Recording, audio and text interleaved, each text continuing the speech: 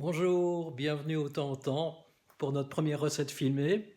Bon, je me rends dans la cuisine et puis je vais vous montrer quels sont les ingrédients pour faire aujourd'hui une tarte au fromage à l'alsacienne. Alors pour les instruments, c'est pas compliqué, il faudra quand même un petit batteur, un mixeur si vous avez ça, ou alors un bon fouet. Une pâte à tarte, je ne vais pas vous donner la recette de la pâte à tarte, ça sera une pâte à tarte brisée. Voilà, donc là elle est déjà faite, elle est dans un moule, vous voyez, qui est assez haut, il faut un petit peu de hauteur. Bon, 2 récipients.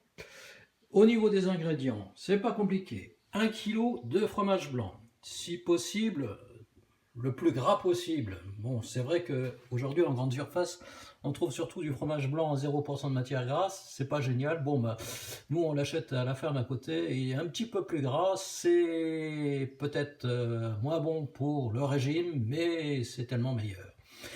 Il faudra 10 centilitres de crème fraîche. Bon, vous pouvez prendre de la crème liquide aussi, c'est encore mieux d'ailleurs, mais bon, crème fraîche, ça fera très bien l'affaire. 5 œufs, voilà. Alors, de la farine, très peu de farine, vous voyez, 70 grammes de farine, ça va suffire très largement.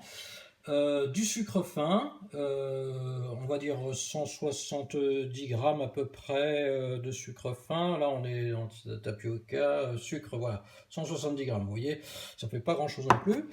Un petit sachet de sucre vanillé, c'est-à-dire 7 grammes 9, c'est le contenu du sachet. Voilà, c'est tout. Vous voyez, il n'y a même pas de beurre, voilà, que de la bonne marchandise. La crème, évidemment, c'est de la crème normande.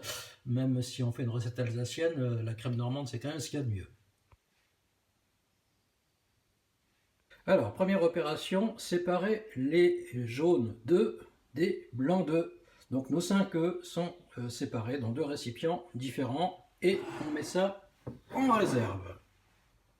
Deuxième opération, on prend donc notre fromage blanc, on y incorpore la crème fraîche, puis la farine, voilà, le sucre. Donc vous vous souvenez, on avait pris 170 grammes de sucre, on va juste utiliser 100 grammes du sucre et on va garder le reste, c'est-à-dire 70 grammes. Voilà. Encore un peu. Voilà, c'est à peu près bon. Voilà. Et puis, on rajoute notre sucre vanillé. Voilà. Ensuite, eh bien, il suffit de bien mélanger notre fromage blanc, notre crème, la farine, le sucre et le sucre vanillé. Voilà, pour faire une pâte bien compacte.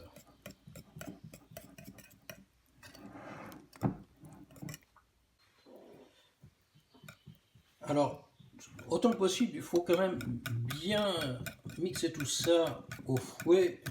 Il suffit simplement d'un bon fouet et de la force du poignet pour arriver à faire une préparation qui soit bien onctueuse, sans grumeaux, parce que la farine peut faire parfois quelques petits grumeaux, alors il faut éviter évidemment. Plus ce sera fouetté, plus ce sera léger et meilleur ce sera ensuite. Une fois que vous avez bien mélangé et travaillé votre fromage blanc, votre crème, le sucre, la farine, il suffit d'y rajouter nos 5 jaunes d'œufs qu'on avait réservés tout à l'heure. Donc ça se fait après, une fois qu'on a bien mélangé dans un premier temps le fromage blanc. Et puis, eh ben, on recommence et on mélange, on fouette avec un fouet nos jaunes d'œufs et notre fromage blanc pour arriver à avoir quelque chose d'homogène. Voilà, une fois que tout ça est bien mélangé, on obtient un appareil un petit peu plus coloré, on va dire, avec les jaunes d'œufs, et on le réserve pour passer à l'étape suivante. Alors, une fois qu'on a terminé notre fromage blanc, on va s'attaquer à une chose un petit peu plus délicate, c'est battre des blancs en neige. Bon, pour ça, il suffit d'un bon fouet, hein, voilà. Pour une fois, le fouet il sert à faire de la cuisine et pas autre chose. On peut aussi s'aider d'un mixeur, c'est quand même beaucoup plus pratique, mais enfin pour ceux qui n'en ont pas, c'est aussi possible au fouet. Donc on bat c'est blanc d'œuf, d'abord assez doucement, et puis de plus en plus rapidement.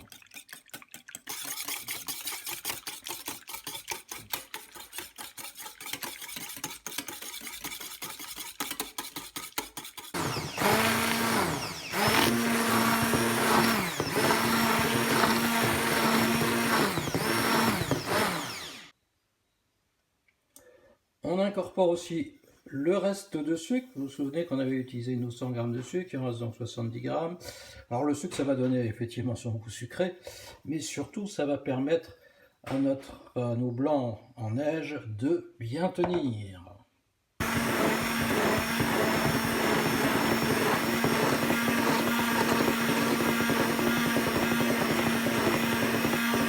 Alors on reprend notre fromage blanc. Et opération un peu plus délicate, on va y incorporer nos œufs battus en neige, mais de manière très délicate, sans les mélanger. Ce qu'il faut, c'est essayer de faire en sorte que ce soit dessus. Voilà, on le dépose délicatement dessus, sans trop mélanger.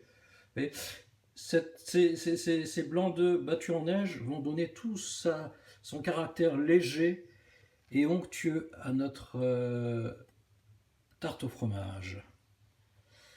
Voyez, donc on évite de mélanger. Éventuellement on peut donner un petit coup de spatule à bois, mais bon là c'est parfait, c'est parfait comme ça, il n'y a rien à retoucher, on le laisse comme ça. Et on va le déposer tout simplement sur notre fond de tarte qui est prêt.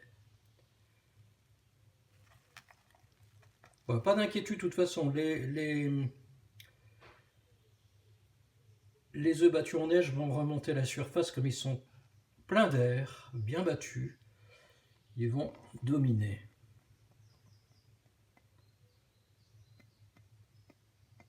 Vous voyez, c'est pas compliqué, hein.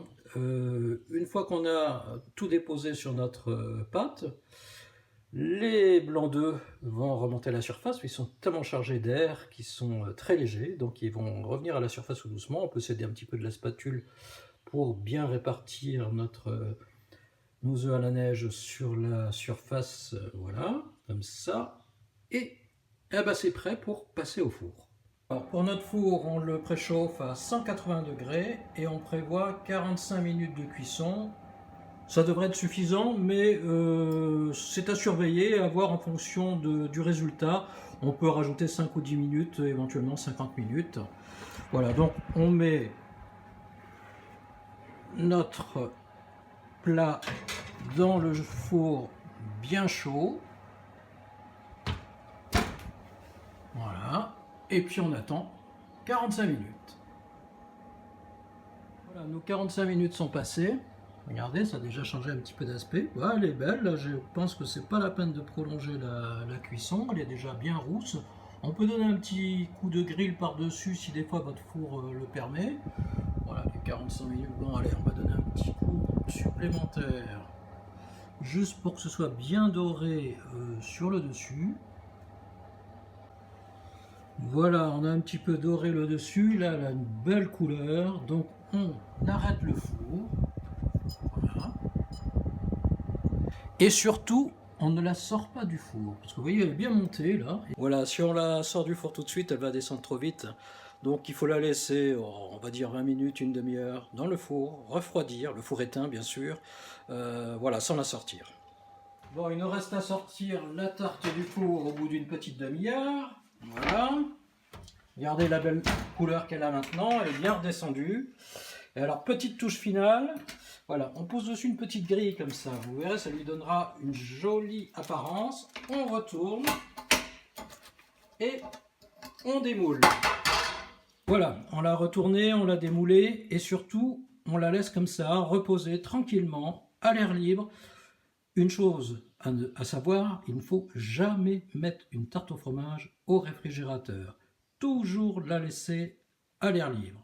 Donc là, on la laisse comme ça tranquillement reposer et on la retournera tout à l'heure pour pouvoir la déguster.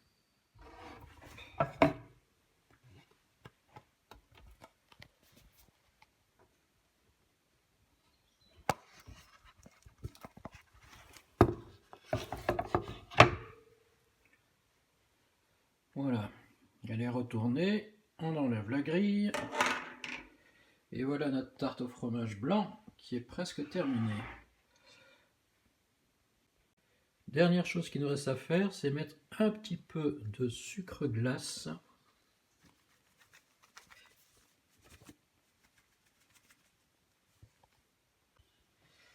Et ben voilà, il ne reste plus qu'à servir cette délicieuse part de tarte au fromage blanc à l'alsacienne. Voilà à quoi ça ressemble. Vous voyez, c'est pas du tout du phare breton, c'est infiniment plus léger. C'est pas du flan non plus, c'est pas du cheesecake. C'est vraiment un gâteau qui est fondant, qui est très léger, très digeste.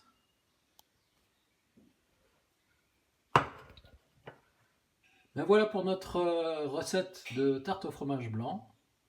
Prochaine vidéo dans quelques jours. Voilà, en direct de la cuisine du temps au temps. Bonne soirée à vous, bon appétit.